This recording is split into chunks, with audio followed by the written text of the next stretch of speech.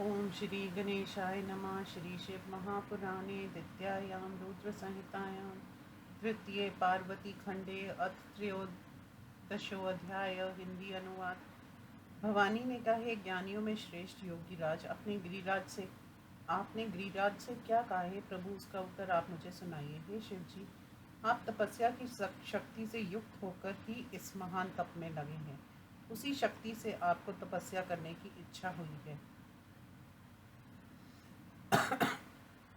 वह सबके कर्मों की शक्ति प्रकृति कही जाती है।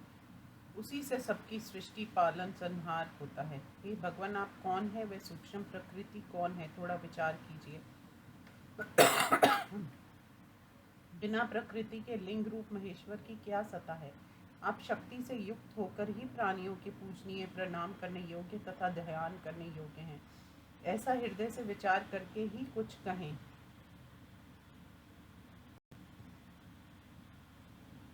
ब्रह्मा जी ने कहा, पार्वती के उस वचन को सुनकर महान क्रीड़ा करने में तत्पर शिव जी ने हंसकर कहा।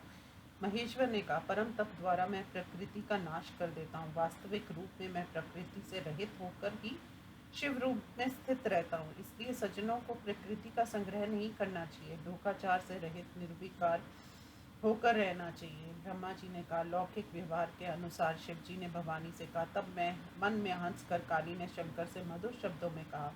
काली जी ने कहा, हे शंकर, हे प्रभु, हे योगी, आपने जो कुछ कहा क्या ये प्रकृति नहीं है? और आप उस प्रकृति से परे कैसे हैं? आप वास्तविक रूप से ठीक ठीक विचार कर कहिए, क्योंकि ये सब प्रपंच प्रकृति से बंधा हुआ है। इसलिए आपको ये नहीं कहना चाहिए कि इससे कोई तात्पर्य नहीं है। आप मन से विचार कीजिए, क्योंकि कहना और करना ये सब प्रकृति से ही होता है। जो आप सुनते, खाते, देखते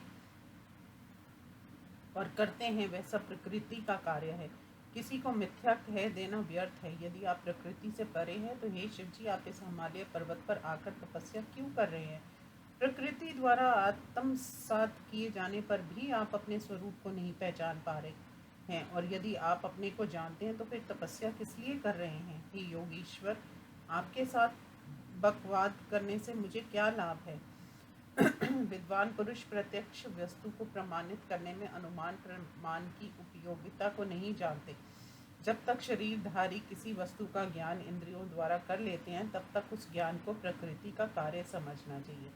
हे योगी, अधिक कहने से क्या लाभ? अब आप मेरे उत्तम वचन को सुनिए। आपकी ये प्रकृति मैं हूँ और उस प्रकृति के पुरुष आप हैं। मैं सत्य कह रही हूँ, इसमें संदेह नहीं है। मेरे अनुग्रह से ही आप सगुण और रूपवान हैं। मेरे बिना आप निरीह हैं।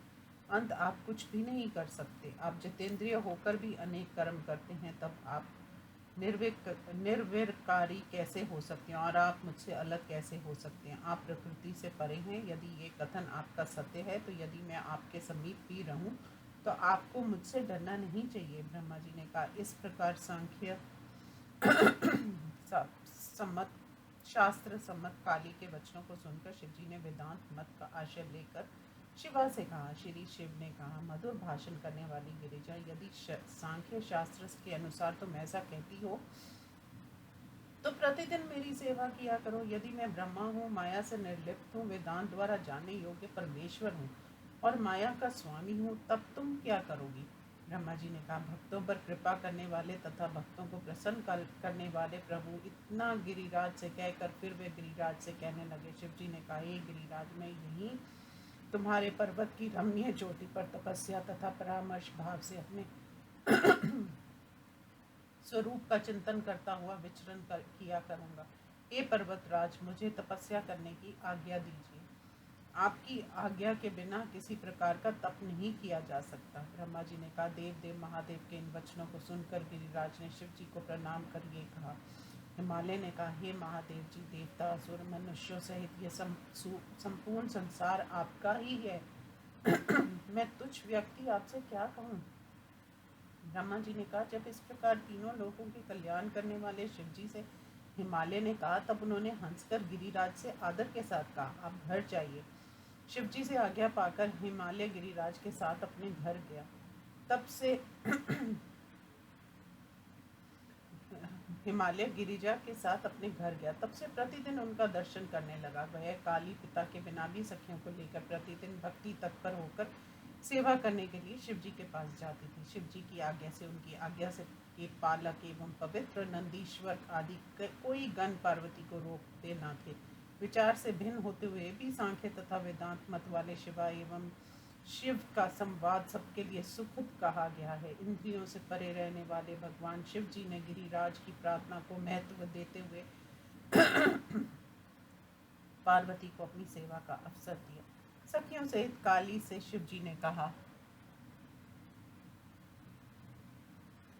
प्रतिदिन निर्भय होकर मेरी सेवा करते हुए तुम यहाँ रहो या घर चली जाओ। निर्विकार महान योगी अनेक प्रकार की लीला करने वाले शिव जी ने इतना कहकर पार्वती की अपनी सेवा में ले लिया। धीर तपस्वियों का ये सबसे बड़ा धैर्य है कि विघ्नकारी वस्तु को पाकर भी वे विघ्नों से बाधित नहीं होते। हे मुनिवर, इसके बाद गिरिराज अपने प्रियजनों तथा नौकरों के साथ प्रसन्न होकर अपने नगर में चला आया। शिव जी भी ध्यान योग से आदरपूर्वक निर्विघ्न होकर पर ब्रह्मा का चिंतन करने लगे। पार्वती भी अपनी सखियों के साथ प्रतिदिन चंद्रशेखर महादेव की सेवा करती हुई घर आती जाती रही। वह शिव जी के चरणों को धोकर उस चरणोदक को पीती थी, पवित्र वस्त्र से उनका शरीर पोंछा करती थी, षोडशोपचार विधि से विधि पूर्वक शिव जी का पूजन कर उन्हें प्रणाम कर फिर पिता के घर चली जाती थी।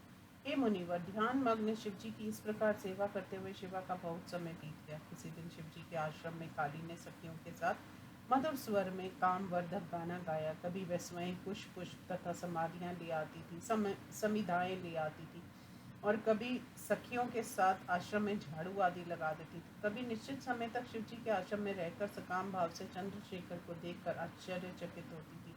उसके बाद सब प्राणियों के स्वामी ने उस 5 भौतिक देह में स्थित काली को एकांत में सेवा में तत्पर देखा। तब वे विचार करने लगे। फिर भी शिव जी के ने मुनिजनों के मन को मोहित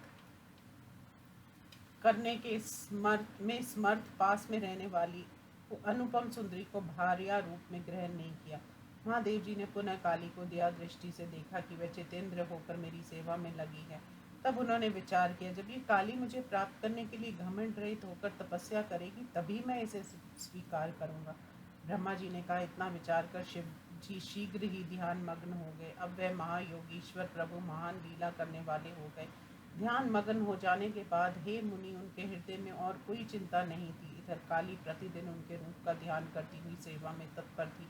ध्यान मग्न होने पर भी शिव जी काली को प्रतिदिन देखा करते थे। पहले की चिंता को भुलाकर वे देखते हुए भी नहीं देखते थे। इसी बीच में इंद्र आदि देवता तथा मुनिजनों ने ब्रह्मा की आज्ञा से आदर के साथ कामदेव को वहां भेजा, क्योंकि वह महाबली तारकासुर के उत्पतों में दुखी थी। अंत में काली और शिव का विवाह कराना चाहते थे।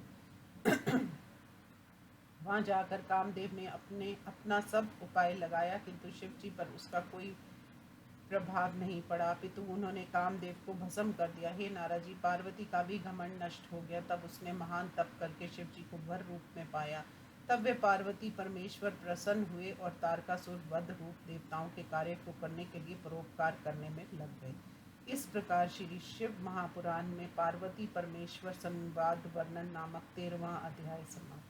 अथ चतुर्दशो अध्याय। नारद जी ने कहा, विष्णु के शिष्य महान शिव भक्त ने, हे ब्रह्मा जी, तुमने ठीक ही कहा है कि ये शिव और शिवा का चरित्र अत्यंत श्रेष्ठ है। हे ब्रह्मा जी, तारकासुर कौन थे जिसने देवताओं को कष्ट पहुंचाया? वह किसके पुत्र की कथा है जो शिव जी से संबंधित है? उस कथा को मुझे सुनाओ। जितेंद्र शिव जी ने किस प्रकार कामदेव को भस्म किया? हे ब्रह्मा जी, उस कथा को भी मुझे सुनाइए। पार्वती ने किस सुख को पाने के लिए कठोर तपस्या की थी? आदिशक्ति रूप पार्वती ने किस प्रकार शिव जी को पति रूप से प्राप्त किया? हे महाज्ञानी, संपूर्ण रूप से इस चरित्र को श्रद्धावान अपने पुत्र को सुनाइए। ब्रह्मा जी ने कहा, हे श्रेष्ठ पुत्र विद्वान देव ऋषि तथा जितेंद्रिय, मैं शिव जी का स्मरण करके उस चरित्र को कहता हूँ, तुम सुनो। सबसे पहले हे नारद, तुम तारकासुर को उत्पत्ति को सुनो, जिससे मारने के लिए देवताओं ने शिव जी का सहारा लेकर बहुत प्रयत्न किया था। मेरा पुत्र मरीचि था, उसका पुत्र कश्यप था। उसकी 13 स्त्रियां थी जो दक्ष प्रजापति की कन्याएं थी। उनकी बड़ी स्त्री दिति के 2 पुत्र थे, बड़ा हिरण्यकश्यपु और छोटा हिरण्याक्ष। उन दोनों दुष्ट दैत्यों को विष्णु ने नरसिंह वराह अवतार लेकर मार डाला, जिससे देवता सुखी और निर्भय हुए। दिति उनकी मृत्यु से दुखी हुई और कश्यप के शरण में गई। फिर भक्ति पूर्वक अपने पति की सेवा करके वह पतिव्रता गर्भिणी हुई। ये जानकर महान परिश्रमी देवराज इंद्र ने अवसर पाकर उसके गर्भ में प्रवेश करके उसके गर्भ के व्रज से के टुकड़े टुकड़े कर दिए, किंतु उस व्रत का प्रभाव से वह गर्भ मरा नहीं, अपितु सोती हुई उसके गर्भ से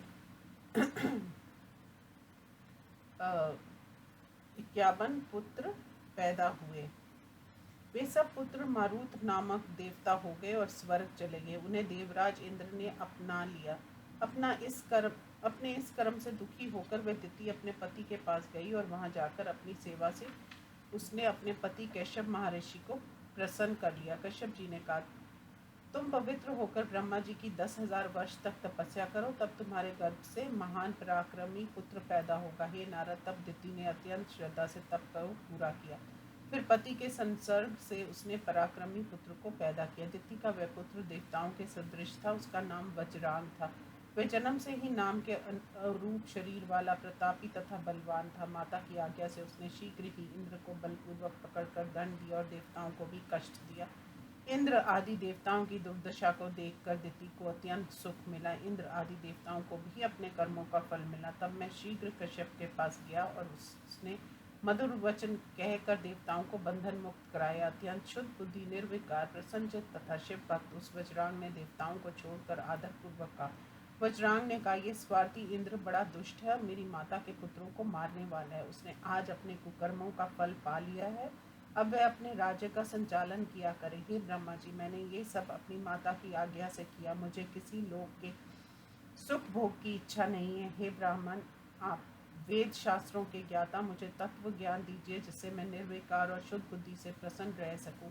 हे नारद, ये सुनकर मैंने उससे कहा, तुम्हारे ये सात्विक विचार हैं, यही सार तत्व है। अब मैं तुम्हारे लिए एक उत्तम स्त्री की रचना करता हूँ। उस स्त्री का वारंगी नाम रखकर उससे उस व्रजांग की पत्नी के रूप में दिया। उसके बाद मैं और उसके पिता महर्षि कश्यप प्रसन्न होकर अपने लोक को चले गए। उसके बाद वह वज्रांग नामक दैत्य राक्षसी भाव को छोड़कर सात्विक भाव को ग्रहण करके किसी से वैर न करता हुआ सुखी हुआ। किंतु वरांगी के मन में सात्विक भाव की उत्पत्ति नहीं हुई। वह कामातुर होकर सदा श्रद्धा से अपने पति के साथ अनेक प्रकार से सेवा करती थी। इस प्रकार निरंतर उसकी सेवा को देखकर उसके पति वज्रांग महाप्रभु प्रसन्न होकर उससे कहने लगे। वज्रांग ने कहा, हे प्रिया, तुम क्या चाहती हो? तुम्हारे मन में क्या है? ये सुनकर सिर झुकाकर उसने अपने पति से इच्छा प्रकट की। वरंगी ने कहा, हे पतिदेव, यदि आप प्रसन्न हैं तो मुझे एक ऐसे पुत्र को दे जो तीनों लोकों को जीतकर इंद्र को दुख दे सके। ब्रह्मा जी ने कहा, अपनी प्रिया की ऐसी बात को सुनकर व्याकुल एवं आश्चर्यचकित होकर वैज्ञानिक सात्विक वैर रहित वज्रांग अपने मन में कहने लगा, मेरी पत्नी देवताओं से विरोध करना चाहती है, जो मुझे अच्छा नहीं लग रहा है। मैं क्या करूं, कहाँ जाऊं और क्या करने से मेरी प्रतिज्ञा नष्ट न हो? यदि तीनों लोकों में मेरी प्रिया का मनोरथ पूरा हो जाएगा तो देवता और मुनि दुखी हो जाएंगे। यदि मेरी पत्नी की इच्छा पूरी नहीं होगी तो मुझे नरक जाना पड़ेगा। दोनों प्रकार से धर्म की हानि होगी, यही मैं जानता हूँ। हे नारद, इस प्रकार वज्रांग की बुद्धि विचलित हो गई और वह अपनी बुद्धि से उचित अनुचित का विचार करने लगा। हे नारद, शिव जी की इच्छा से उसने अपनी स्त्री की बात को स्वीकार कर लिया ही। उस दैत्यराज ने अपनी स्त्री से तथास्तु कहा। उस फल को प्राप्त करने के लिए मुझे लक्ष्य करके जितेंद्रिय होकर बहुत वर्षों तक कठोर तप किया। उसके कठोर तप को देखकर मैं प्रसन्न होकर उसे वर देने के लिए गया और मैंने उससे वर मांगने के लिए कहा। वज्रांग ने आकाश में स्थित प्रसन्न मुद्रा में मुझे देखकर बहुत स्तुति एवं प्रणाम करके प्रिया द्वारा इच्छित वर मांगा। वज्रांग ने कहा, हे प्रभु, आप मुझे पुत्र प्राप्ति का वरदान दीजिए, जो अपनी माता का हित करने वाला, महाबली, प्रतापी, समर्थवान तथा तपोनिधि हो। ब्रह्मा जी ने कहा, हे नारद, उसके इस वाक्य को सुनकर मैंने उससे तथास्तु कहा और शिव जी का स्मरण करते हुए उदास होकर अपने धाम की ओर लौट आया। इस प्रकार श्री शिव महापुराण में तारका व्रजंगोत्पत्ति पतित्व वर्णन नामक 14वां अध्याय समाप्त। ओम नमः शिवाय।